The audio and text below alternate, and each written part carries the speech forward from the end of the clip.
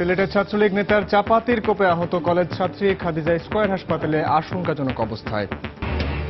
জাতীয় সঙ্গীত পরিবেশনের মধ্য দিয়ে ক্লাস শুরু কার্যক্রমের উদ্বোধন, দেশের সব শিক্ষা প্রতিষ্ঠানে নিশ্চিত করতে মাঠ পর্যায়ে নির্দেশনা।